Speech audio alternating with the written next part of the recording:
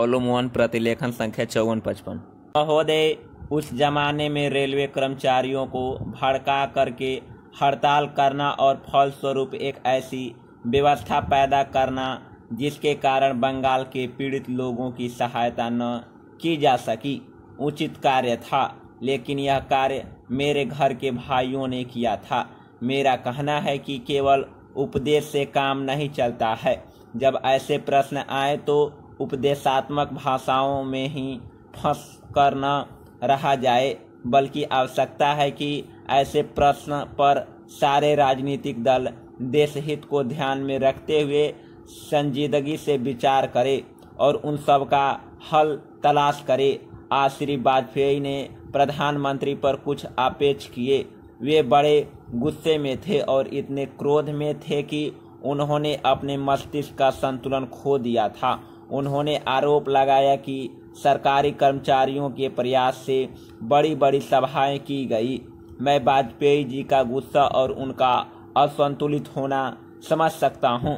उन्होंने यह भी कहा कि प्रधानमंत्री जी ने इन चुनावों के बीच अपने भाषण में जनमानस को ऊपर उठाने की कोशिश नहीं की, मूलभूत प्रश्नों को देश के सामने रखने की कोशिश नहीं की और आज जो राष्ट्रीय दिक्कतें और परेशानियां हैं उन पर जनता को शिक्षित करने की कोशिश नहीं की।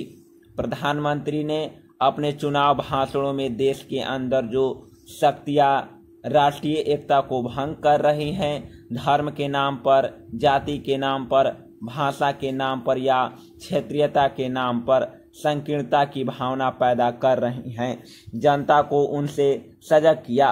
प्रधानमंत्री जी ने इस बात को अनुभव किया था कि उत्तर प्रदेश, बिहार और उत्तर भारत के समस्त हिंदी बोलने वाले इलाकों में जनसंघ संकीर्णता की भावना का प्रचार कर रहा है। जिस प्रकार से जनसंघ सांप्रदायिकता की भावना को बढ़ावा दे रहा है, राष्ट्रीय शक्तियों को तोड़ने की नीति चला रहा है, उससे हमारे राष्ट्रीय मूल, राष्ट्रीय नीतियां और राष्ट्रीय एकता खतरे में है।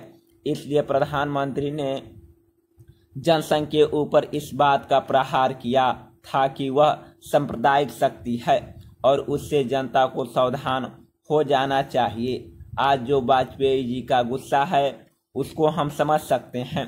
उन्होंने एक सपना देखा था, एक सुनहरा सपना, उत्तर प्रदेश में अपनी सरकार बनाने का, बिहार में अपनी पार्टी को बहुमत प्राप्त कराने का। सभापति महोदय, वित्त मंत्री महोदय ने जो बजट सदन के सामने प्रस्तुत किया है वह बहुत ही बुद्धिमानी के साथ तैयार किया हुआ बजट है। उन्होंने कोशिश यह की है कि अमीर और गरीब कोई भी कर से बच न पाए, लेकिन उन्होंने उद्योगपतियों को थोड़ी सी छूट भी दी है। जो बड़े बड़े पूंजीपति लोग हैं उनको कर से मुक्त किया है, कुछ सुविधाएं दी है। मैं नहीं समझ पाया हूं कि ऐसा उन्होंने क्यों किया है। वह जो चाहेंगे उसको करेंगे, लेकिन मैं भी सोचता हूं, उसको आपके सामने रखना चाहता हूं।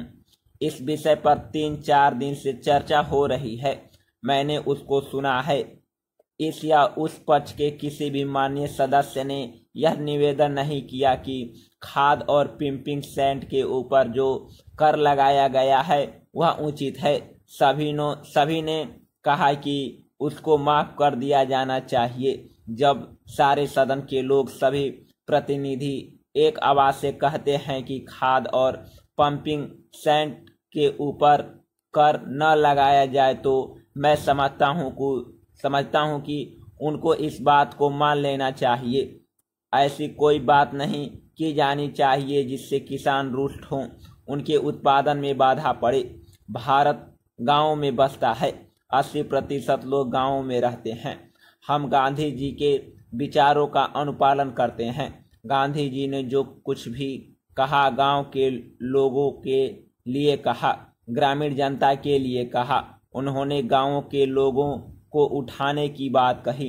कोलकाता, चेन्नई, मुंबई, दिल्ली आदि शहरों के रहने वाले लोगों की ही उन्नति हो और गांव में रहने वाले की न हो, ऐसा उन्होंने कभी नहीं कहा। वित्त मंत्री महोदय भी गांधी जी का शिष्य अपने आप को कहते हैं और उनका रूप अपने रूप में देखते हैं, और वह है भी।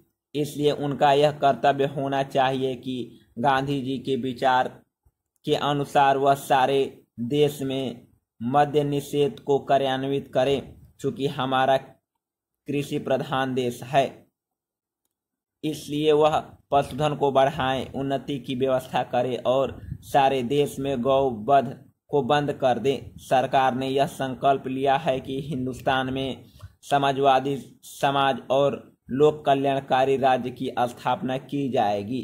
इस समय देश में आर्थिक विषमता अधिक है। समाप्त।